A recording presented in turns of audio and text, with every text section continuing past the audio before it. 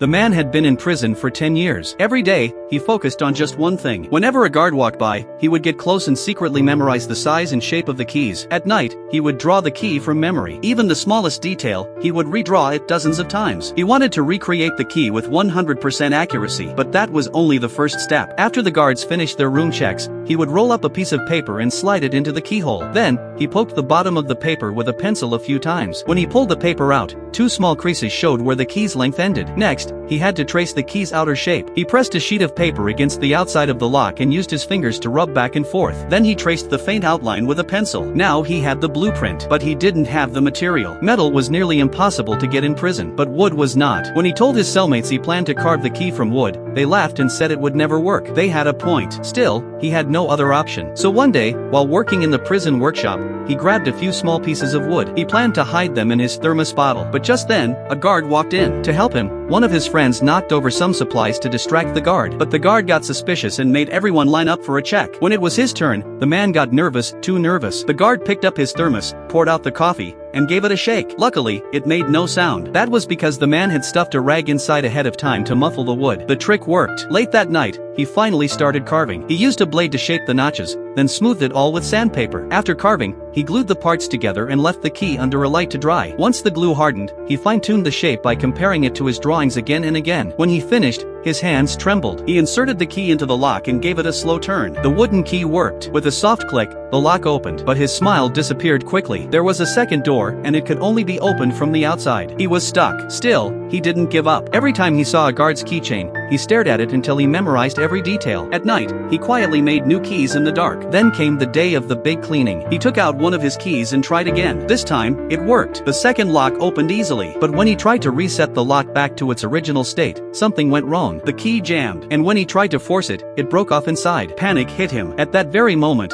he heard footsteps echoing in the hallway. A guard was coming upstairs. His cellmates quickly acted like they were cleaning. The man pretended to mop the floor, but his hands were shaking. Just in time, one of his friends handed him a tool. The guard's footsteps were getting closer and closer. Now, the question is for you. Do you think the man will get caught?